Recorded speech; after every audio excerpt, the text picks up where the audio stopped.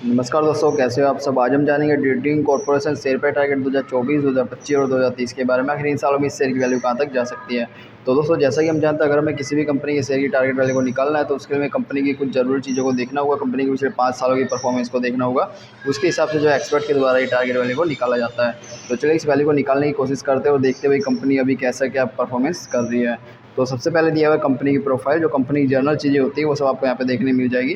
Company के जो sector है वो इंडस्ट्रियल रहा हुआ है और कंपनी की मार्केट कैप वैल्यू 2267 करोड़ की रही हुई है। तो दोस्तों, सबसे पहले हम देखेंगे पिछले 5 सालों में शेयर की कीमत में बड़े बदलाव।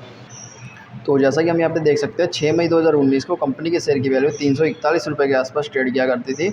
और अगर हम 5 सालों के बाद देखें 2024 में, तो ये वैल्यू बढ़ के 341 से हो गई है 767 और मैक्सिमम गई है 903। और 341 पे ट्रेड करने वाले शेयर की वैल्यू 5 सालों के बाद 930 रुपये के आसपास चली जाती है, जिससे कंपनी लगभग पिछले 5 सालों में 3 गुना का रिटर्न अपने निवेशकों को दिया है, जो कि एक अच्छा संकेत है। यहाँ पे हमने एक वाइट बोर्ड को रखा है जहाँ पे प्लस पॉइंट और माइनस पॉइंट को ऐड करते रहेंगे। तो जैसा कि हमने देखा अभी कंपनी ने अच्छा रिटर्न दिया है, तो इसको हमने एक प्लस पॉइंट दे दिया है। उसके बाद हम देखेंगे पिछले 5 सालों में कंपनी की फाइनेंशियल रिपोर्ट। तो अगर हम 2019 में देखें तो कंपनी के द्वारा 6098 करोड़ का रेवेन्यू बनाया जा रहा था और नेट इनकम 38 करोड़ की बन रही थी। और अगर 5 सालों के बाद देखें 2023 में, तो कंपनी का रेवेन्यू 698 करोड़ से बढ़ के हो गया 1168 करोड़ और नेट इनकम 38 करोड़ से घट के हो गई है 12 करोड़। मतलब इससे कहा जा सकता है भाई कंपनी का रेवेन्यू तो लगातार काफ़ी अच्छा बढ़ रहा है, पर कंपनी जो नेट इनकम है यानी प्रॉफिट है उसमें लगातार गिरावट देखी जा सकती है। और 2021 के टाइम में कंपनी नुकसान में थी, जो कि एक अच्छा संकेत नहीं माना जाता। पर दोस्तों, अगर हम पिछले 2 सालों को देखें 2022 और 23 में, तो कंपनी लगातार रिकवर होती हुई देखी जा सकती है। क्योंकि जो अगर कंपनी रेवेन्यू बना रही तो नेट इनकम तो यार अगर कोई बड़े एक्सपेंस हो जाता है कंपनी में तो भी इसमें गिरावट आ सकती है। ठीक है, मेन फोकस जो अपने रेवेन्यू को देखना होगा। तो इन सब चीज़ों को देखते हुए अभी हम इसको एक माइनस पॉइंट देंगे, क्योंकि कंपनी ज़्यादा अच्छा प्रॉफिट नहीं बना पा रही है।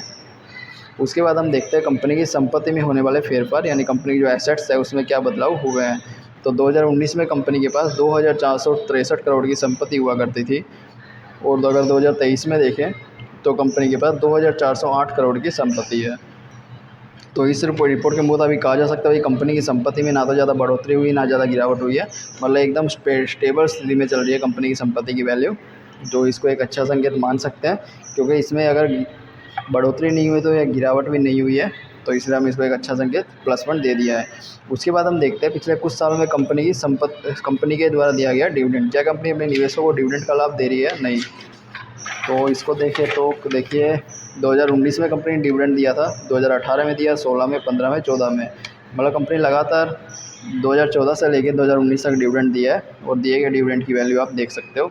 पर दोस्तों, 2019 तक तो कंपनी ने डिविडेंड दिया, पर उसके बाद किसी भी प्रकार का डिविडेंड नहीं दिया। इससे कहा जा सकता है कि भाई कंपनी 2019 तक तो काफ़ी अच्छी प्रॉफिट में चल रही थी, पर उसके बाद से कंपनी ज़्यादा अच्छा प्रॉफिट नहीं बना पा रही, जो कि हमने कंपनी की फाइनेंशियल रिपोर्ट में भी देखा।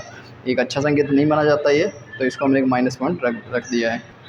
अब हम देखते हैं कंपनी का शेयर होल्डिंग पैटर्न कि कंपनी में कौन कौन से इन्वेस्टर रहे हुए हैं। सबसे पहले आता है टोटल प्रमोटर होल्डिंग, यानी कंपनी के द्वारा की गई होल्डिंग। कंपनी ने अपने शेयर की 73% की होल्डिंग की गई है, जिसमें से इस होल्डिंग में किसी भी प्रकार से बैंक में गिरवी नहीं रखा गया, पूरी तरह से कंपनी के पास रही हुई है, जो कि एक अच्छा संकेत है। म्यूचुअल फंड के द्वारा 0% होल्डिंग है, एक अच्छा संकेत नहीं है।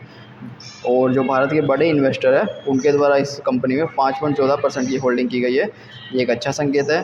विदेशी इन्वेस्टर इसमें 0.30% की होल्डिंग किए हुए हैं, जो कि एक अच्छा संकेत नहीं माना जाता।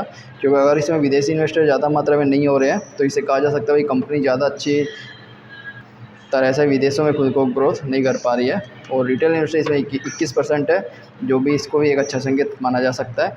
तो दोस्तों, अगर ओवरऑल शेयर होल्डिंग पैटर्न को हम देखें तो कंपनी में देखिए जो है भारत के बड़े इन्वेस्टर अच्छी मात्रा में रहे हुए हैं।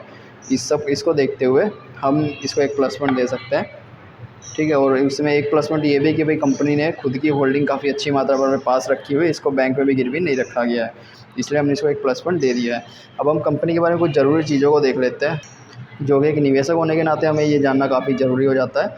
तो देखिए, कंपनी की जो शुरुआत है 1976 में हुई थी। कंपनी के द्वारा मुख्य रूप से देश के काफ़ी सारे पोर्ट्स पर ये ट्रेडिंग और मर्टीमाइन डेवलपमेंट की सर्विसेज दी जाती है। कंपनी के पास खुद के 2 कटर सक्शन डिगर्स, एक बैक होल डिगर्स और एक इनलैंड के अलावा अन्य एनकाइलरी क्राफ्ट्स रहे हुए हैं। तो दोस्तों, अगर आप इस लाइन से हो तो आपको इन सब चीज़ों के बारे में पता चल रहा होगा। और कंपनी के द्वारा दी जाने वाली सर्विसेज नीचे दी गई है। ठीक है, ये जो चीज़ें कंपनी के बारे में सर्विस दी जाती है कंपनी के द्वारा। और अगर हम +1 -1 की बात करें तो इसमें भाई हमें 3 +1 देखने मिले और 2 -1 देखने मिले, जो कि निवेशकों के लिए एक अच्छा संकेत है। और अगर आप इसमें निवेश करना चाहते हो तो दोस्तों इन सब चीज़ों को ध्यान में रखते हुए आप इसमें निवेश कर सकते हो। इसके अलावा हमें जैसे जैसे कंपनी के बारे में अपडेट मिलती रहेगी हम आपके साथ भी अपडेट करते रहेंगे। इसलिए चैनल को सब्सक्राइब करें, वीडियो को लाइक करें। तो चलिए मिलते हैं नेक्स्ट वीडियो में।